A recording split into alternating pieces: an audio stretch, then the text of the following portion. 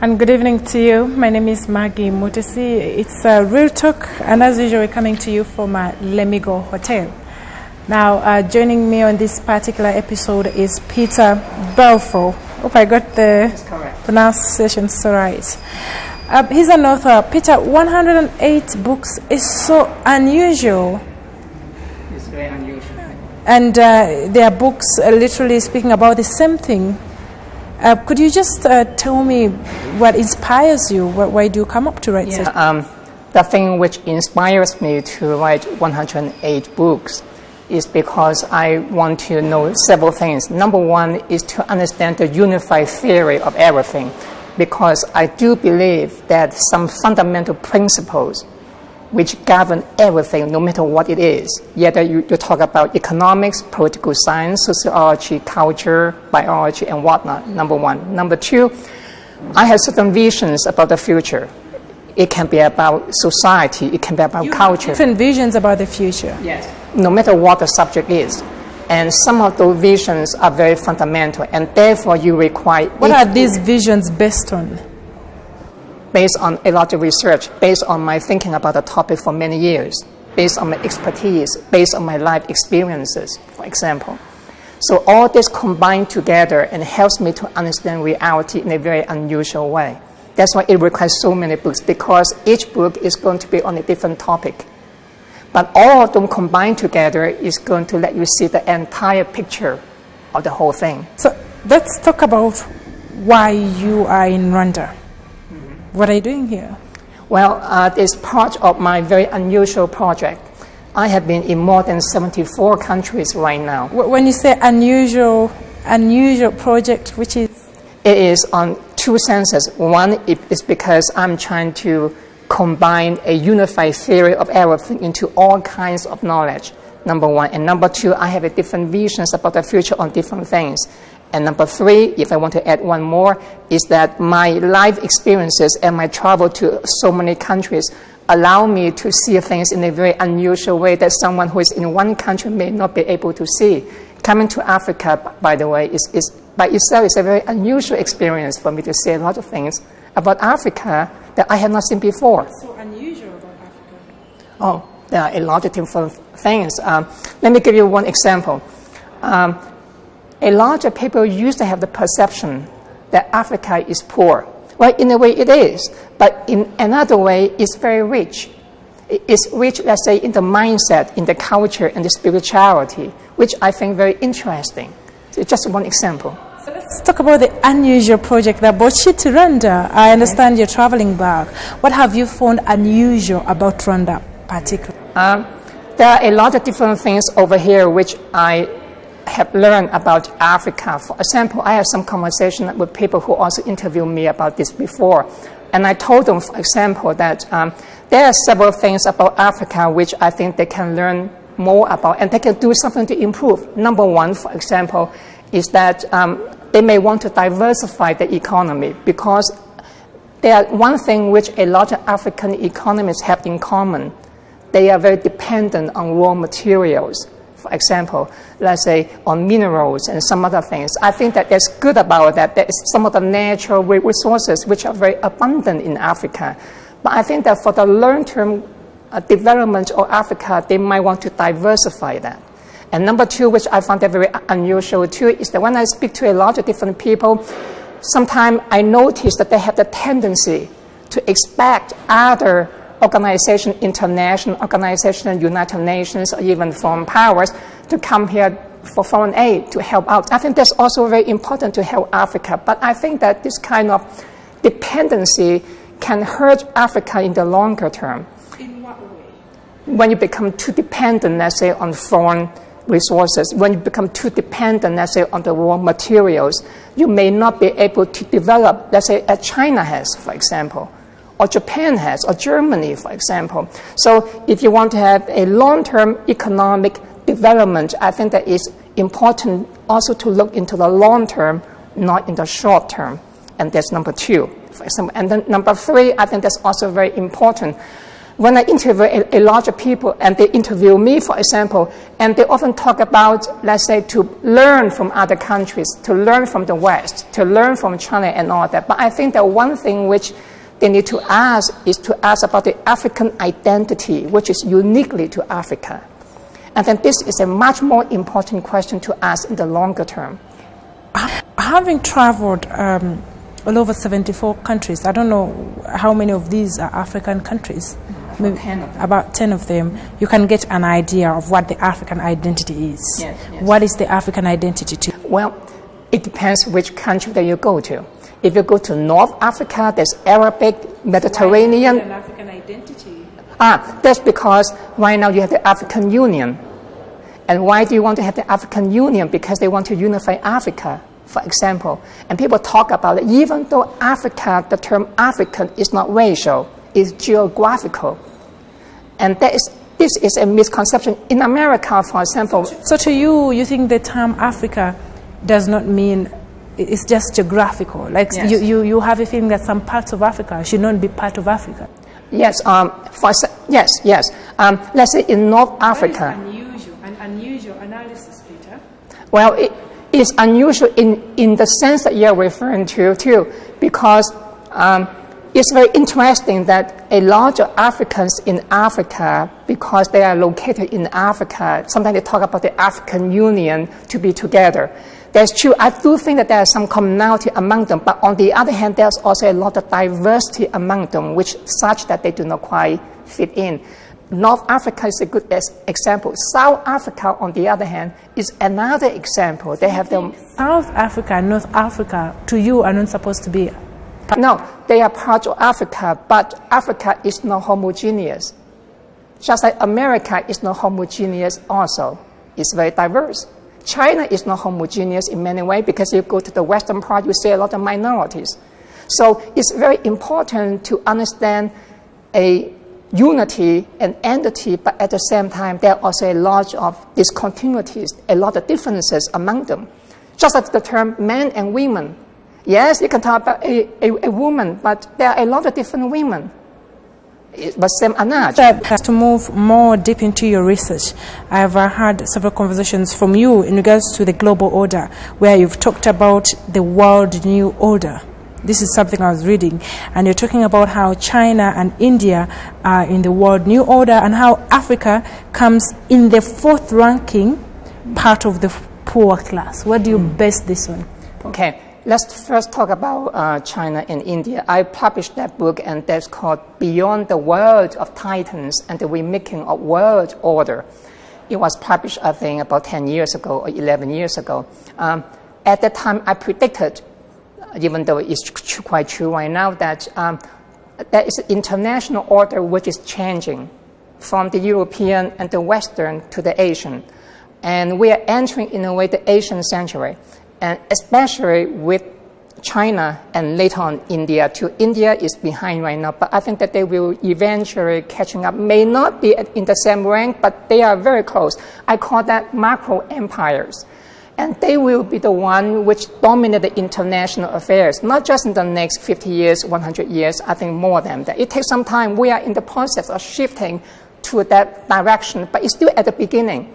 It's at the beginning, but I think that we are shifting toward that. Now, what happened to the EU and America?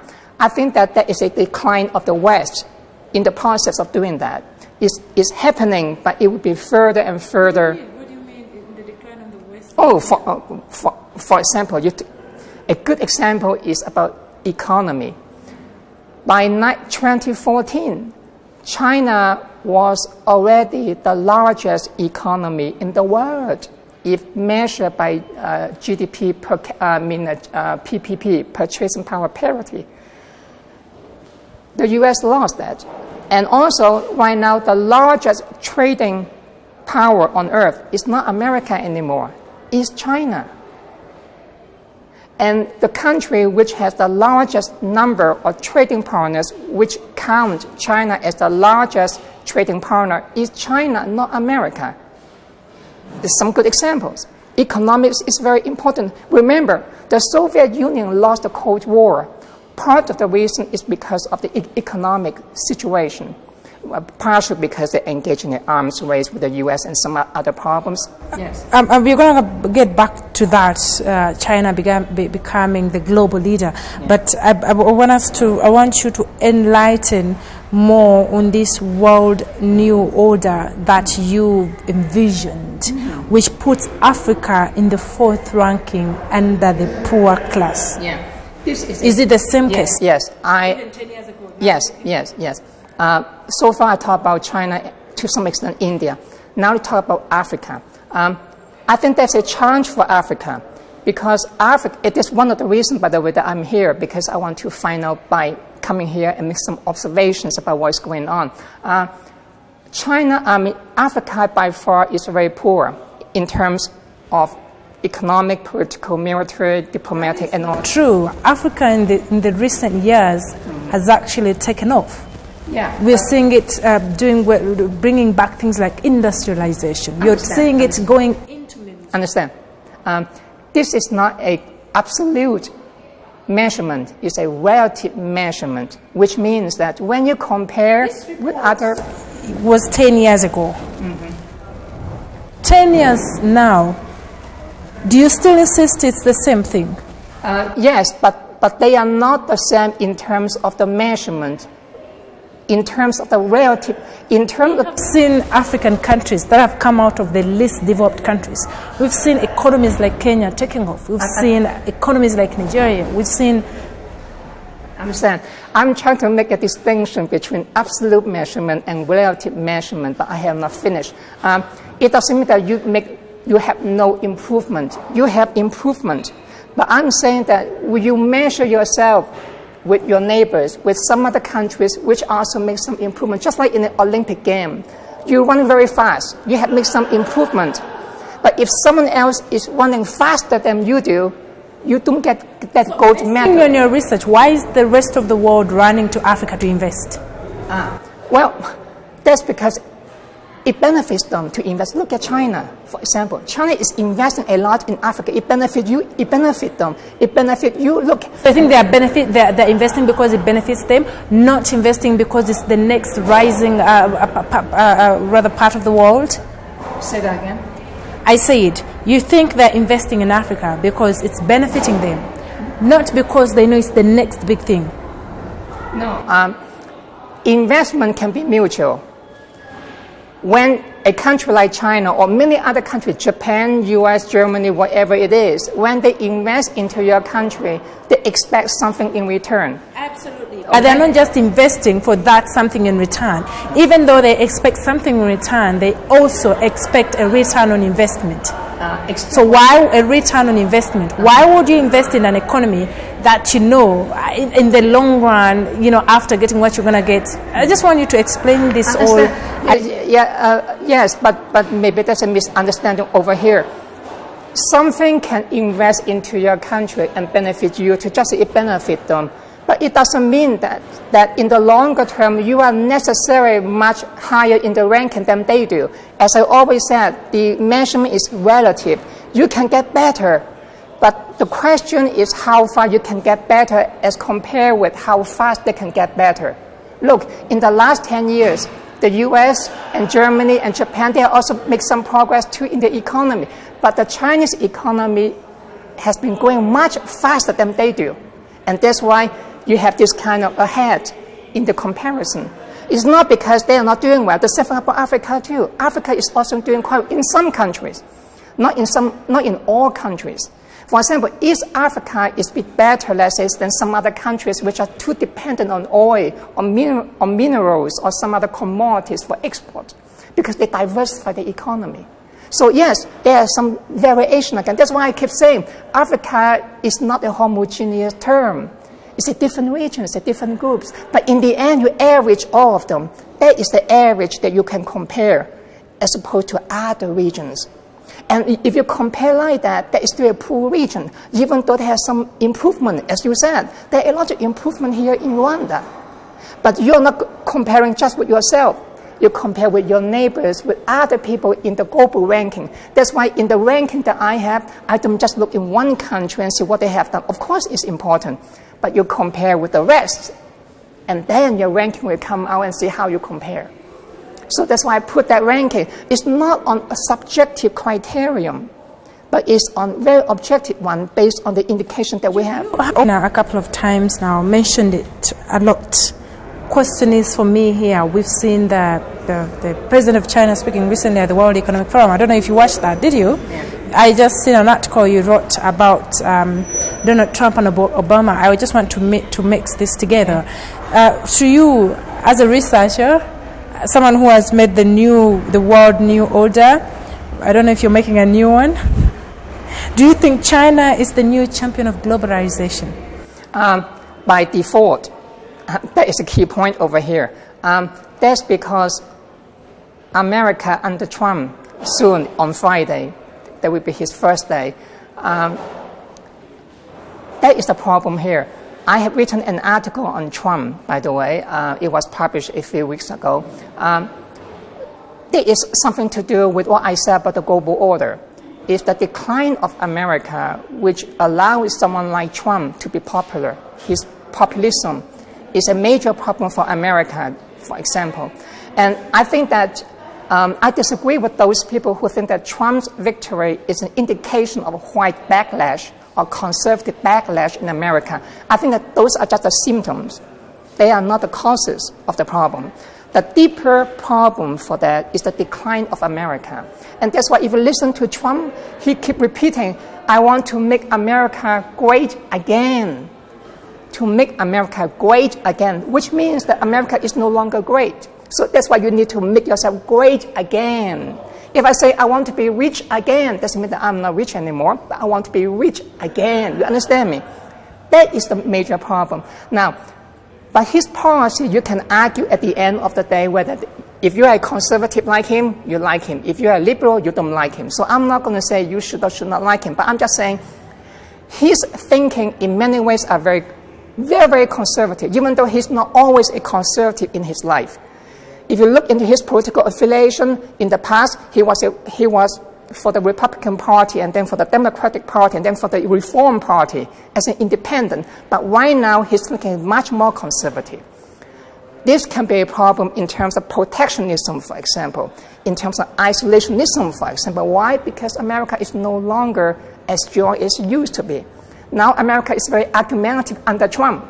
Trump just said something to Europe, by the way. A few days ago, he was interviewed in a German journal or something like that, a newspaper, and he said, many of the NATO allies are not paying their due shares. We want them to pay. And they talk about Japan, South Korea, too, and say, well, you have not been paying that we have been paying. Why? Because America is not as rich anymore. Now America is fighting on every single thing because the U.S., as you know, right now has more than $20 trillion in national debt. That's a lot of money under Obama. By the way, this is another problem too. And that's why this is a major problem. The real problem for that is the decline of the U.S. And that is back to the question about the global order that I predicted more than 10 years ago. That is the problem here. And that's why the Chinese leader in Davos, for example, when he made that speech, he has in mind of the U.S. because China right now, the economy is the largest trading power on earth now, not America. And that's why it's dependent on China to engage in this kind of globalization. That's why they are trying to champion that. Seeing Trump trying to make America great again, especially in industrialization, yes, telling all these companies to come back home, not to invest anywhere else, and seeing the American investments that have been made in countries like China, for example, and even in Africa, what does that mean for the global economy? You see? So when you make America great again, yeah, what about the rest of the world? Yeah, well, this is another problem, and that's why right now many other countries in East Asia and also in Europe, and also in Africa and Latin America, so what are we going to do? Right now, America is going to retreat. Again, it depends on your economic ideology. If you are a conservative, you are much more likely to agree with him. This is ideology, by the way. There's no point of it. Even go any further. Are you a conservative? Huh? Are you a conservative? I'm independent. Because I see you completely agree with him. No. In fact, if you listen further, if you read the article, I am criticizing him. Why? There are several problems. Problem number one is that I wrote in the article is that Trump has three major traits in his personality. I'm talking about political personality, which conflict with each other. Number one, he's a very conservative. His thinking is very conservative. Number two, I call him a transactionalist because of his business experience. And number three, because he's a showman. He likes to promote himself. He can be quite impulsive in what he says. He uses a lot of rhetoric, which champions some people, benefits some people, but also offends other people. So, but if you think about this, these three personality traits, they contradict each other. And that's a major problem for him in the coming 4 years, number one. And number two, his populism is also a major problem too. So do I agree with that? No, but I'm not in charge. He is in charge. And therefore, this kind of personality trait and political personality will be a major problem, not just for the U.S., but also for the West. Let's go back to the global economy. What is going to happen? Well, I think that it's difficult to... Since you actually I understand.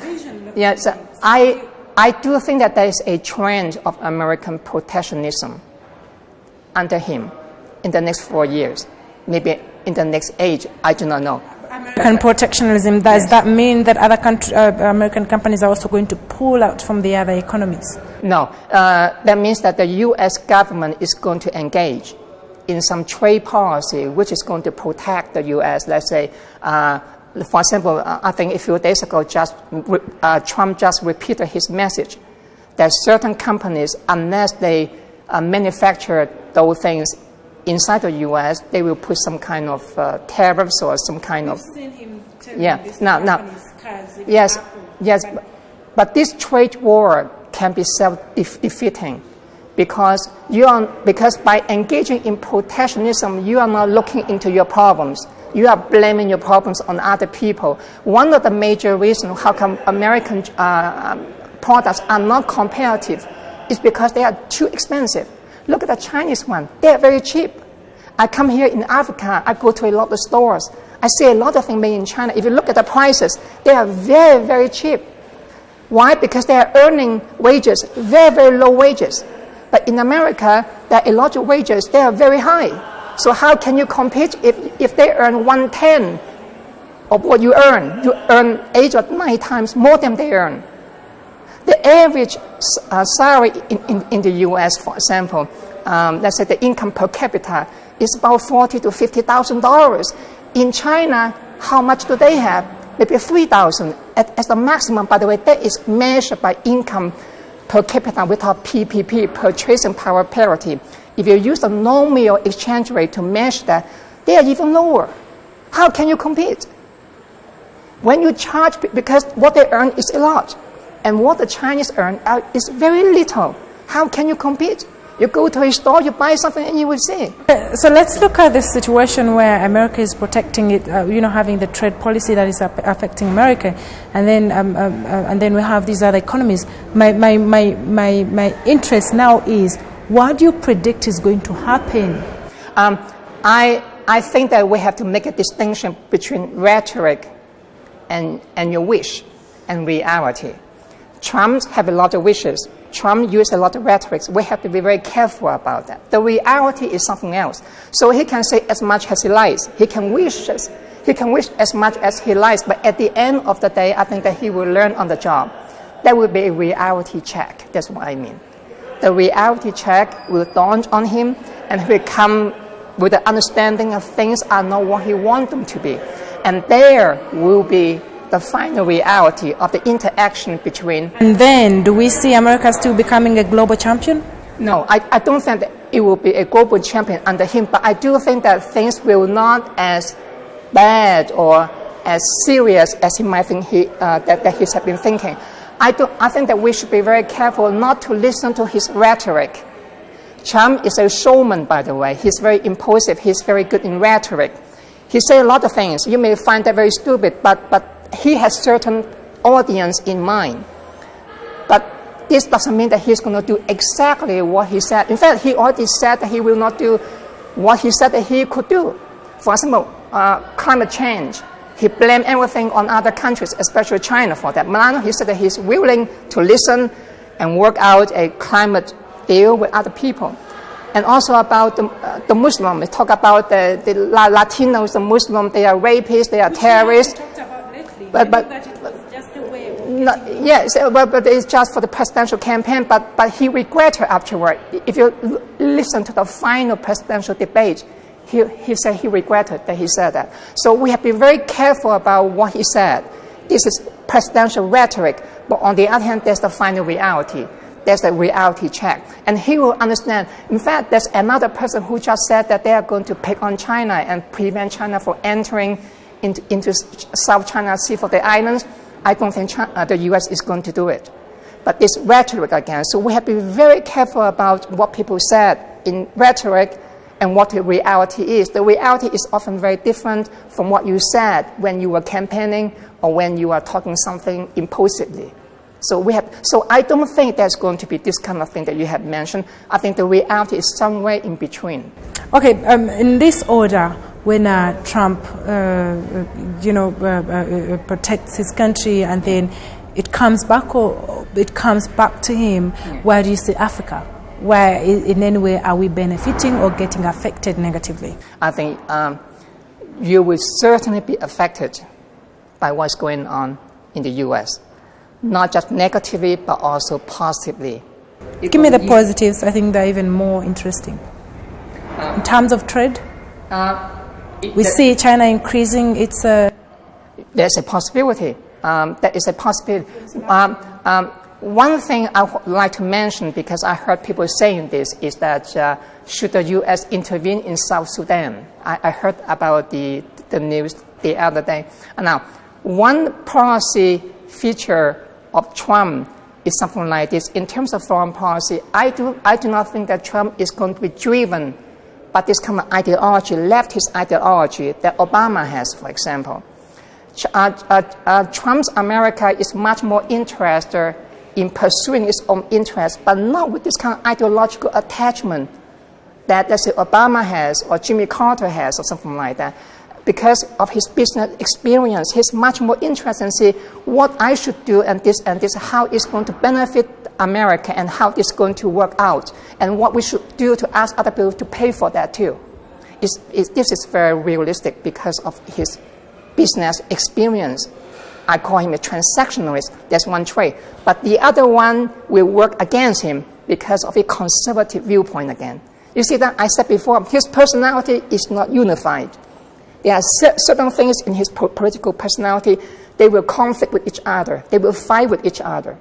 So on the one hand, this is something which may be good for Africa because they may not intervene into American interventionism in Africa. Say, I'm going to intervene this, I'm going to overthrow this country, I'm going to intervene, send some Marines in and do this. Maybe that's good for you. Because I heard a lot of African leaders say they do not want America to come in and intervene. I mean, that's so the aid you're talking about in the first place. Why should they be given aid?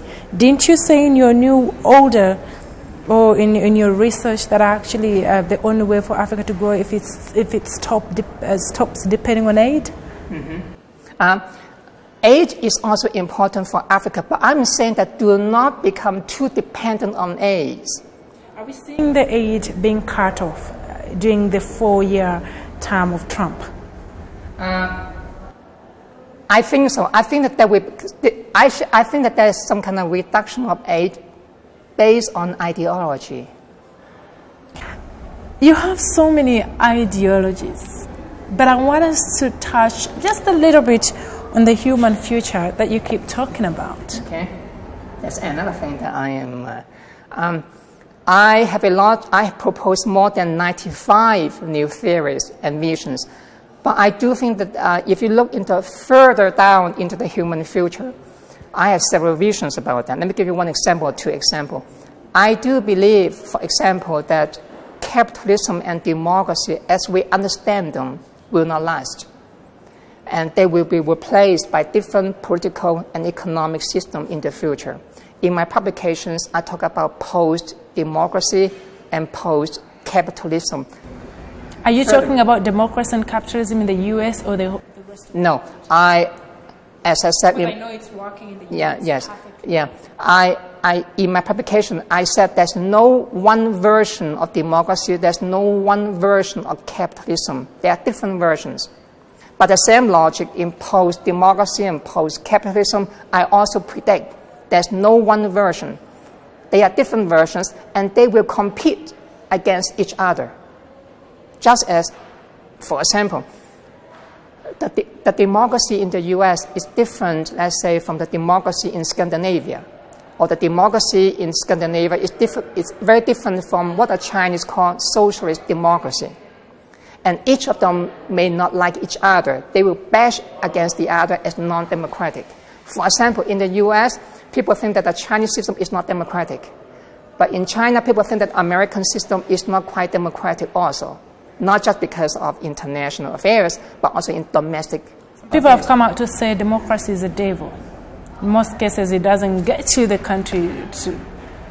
In human affairs, there are all kinds of things. There are all kinds of extremes. No matter what you say, there are always some people, they will come with some extreme, but I also do not exclude them. I consider them too, but it's a human diversity. All these theories are so unusual. I'll still stick to unusual. But thank you so much for having time to sit down with us. Thank you very much. And that's all we had for you on Real Talk. Keep watching our TV. My name is Maggie Mutesi. Good night.